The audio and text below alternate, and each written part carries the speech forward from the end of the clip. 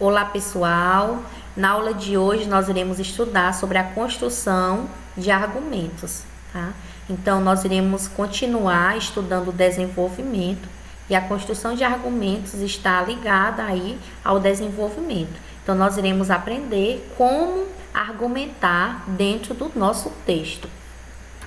Aqui pessoal, para darmos início, nós temos, alguns tópicozinhos bastante importantes na argumentação, ok? Então, como fazer uma boa argumentação, né? Na argumentação, pessoal, nós temos 4 tópicos importantes. Nós temos os fatos, a opinião, a tese e a argumentação.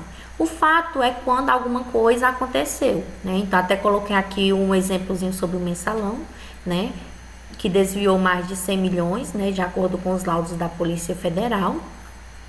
A gente poderia também utilizar como um fato que mais de 10 mil pessoas já morreram, né?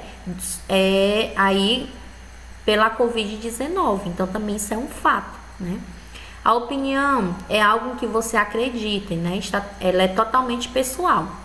Então aqui eu até coloquei um exemplozinho. Existe muita corrupção no Brasil e eu sou contra esse tipo de conduta. Então isso é a minha opinião. A tese é um posicionamento, eu já havia até falado para vocês que na introdução a gente tem que ter a tese, ok?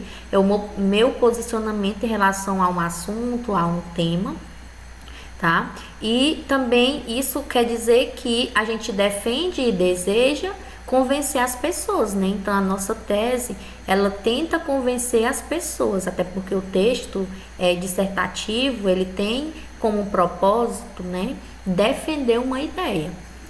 E a argumentação é a defesa da tese, né? Então aí eu vou utilizar, construir dentro desse texto com base em exemplos, né, em fatos, né, em análises. Então eu posso trazer tudo o que eu tenho de informação para estar argumentando. E é isso que nós iremos estudar, né, dentro do nosso texto. Então, como que eu posso convencer as pessoas, né? Como que eu posso convencer o leitor dentro dessa minha tese, né? Aqui os argumentos, eles podem ser, pessoal, utilizados de 3 formas, tá? Então, o argumento ele pode ser baseado em referências históricas, por exemplo, o que aconteceu aí no passado e que foi bastante importante, né, para a história do nosso país ou também mundialmente. Pode ser baseada em fatos divulgados pela mídia, né, as informações vinculadas à mídia, e também baseados em dados estatísticos. Então, como sendo sustentados sempre esses argumentos baseados, né, que nós temos por objetivo convencer o leitor. Então aqui nós temos algumas dicasinhas básicas, né, para argumentação. Então faça análises críticas da realidade, né, comprove suas análises com fatos, nunca faça análises desvinculadas da realidade, não se apoie apenas na opinião de grandes autores, não faça afirmações muito vagas e não exponha apenas os fatos. Então, pessoal, para ter uma boa argumentação, é importante seguir essas dicas, tá? Então, para me escrever um texto, eu tenho que estar bastante informado. Eu já até havia dito isso para vocês anteriormente. Então, eu tenho que ser uma pessoa crítica, eu tenho que conhecer a história, né? Eu tenho que conhecer a realidade, eu tenho que conhecer sobre o tema que eu estou trabalhando, né? E é bastante importante.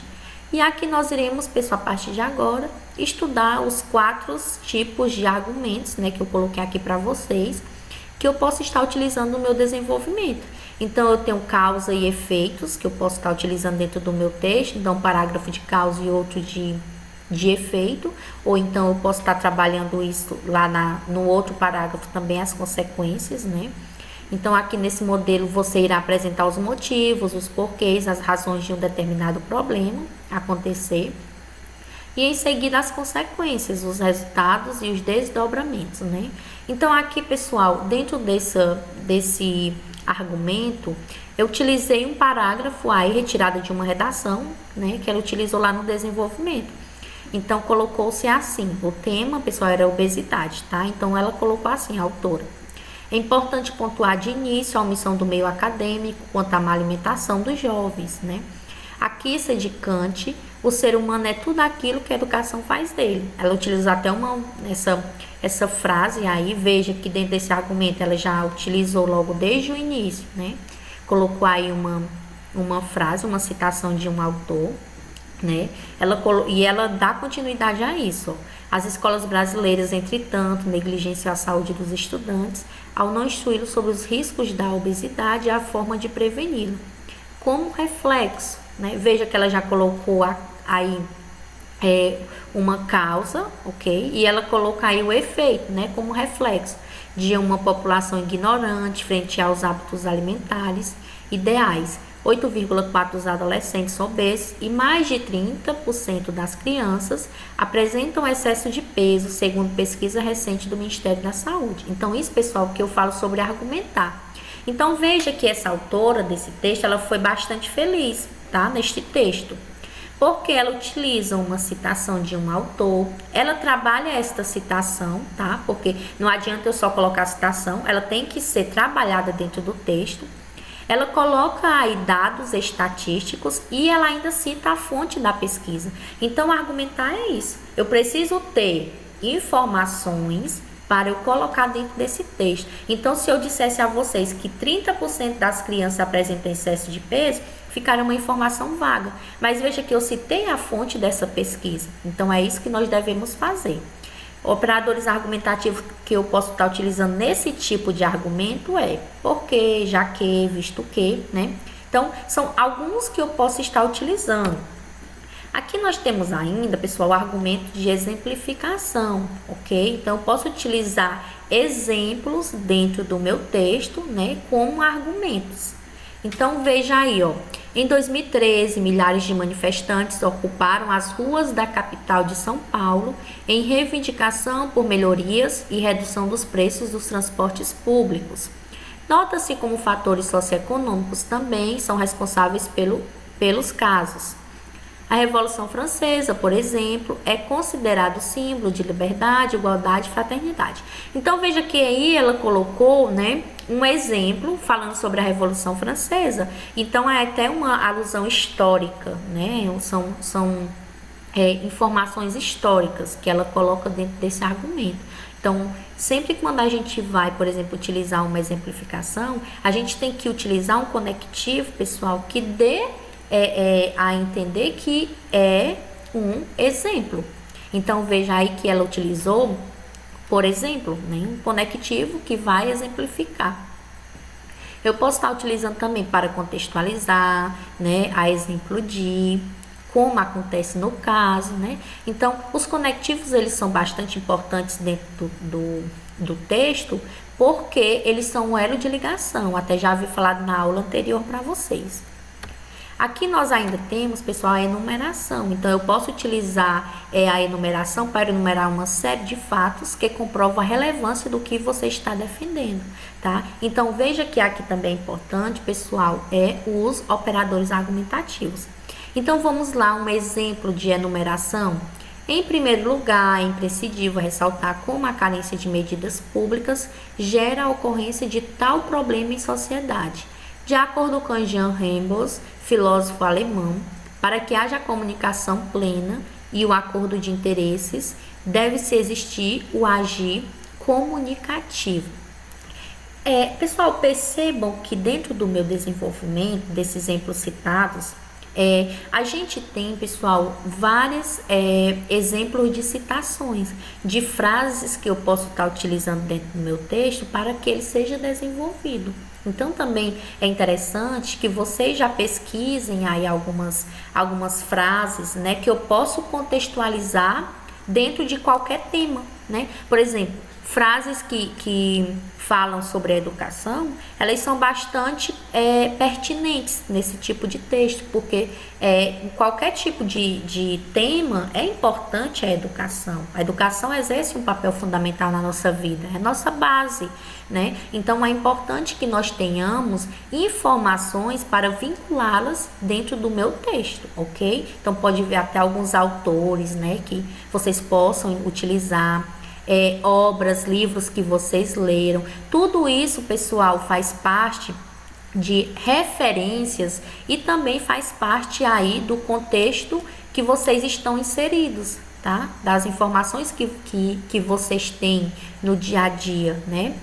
Um aspecto sociocultural de vocês. Então, é bastante importante levar isso para o texto. Então, eu posso utilizar aí como operadores, em primeiro lugar, primeiramente, né? São alguns operadores. E por fim, nós iremos ver agora a comparação. Então, a comparação aí, pessoal, são duas ideias apresentadas que ressaltam-se as semelhanças ou diferenças entre elas, tá? Então, aqui nós temos também um exemplo de desenvolvimento, onde tem, semelhantemente, essas mesmas autoridades possuem interesses financeiros na má alimentação dos brasileiros. Conforme Marx, em um mundo capitalizado, a busca pelo lucro ultrapassa valores éticos e morais. Nesse sentido, as grandes empresas alimentícias vendem a imagem de seus produtos, atrelados à felicidade e à realização pessoal, quando na maioria das vezes essas mercadorias são responsáveis pela degradação da saúde do consumidor. Ainda de acordo com os dados da UNB, as propagandas dessas indústrias induzem a uma má alimentação e atingem fortemente o público infantil. Então veja, pessoal, que aqui dentro desse meu desenvolvimento, desse parágrafo, a gente percebe várias informações. Nós temos aqui, novamente, um autor, nós temos aqui uma comparação aí de casos de informações, tá?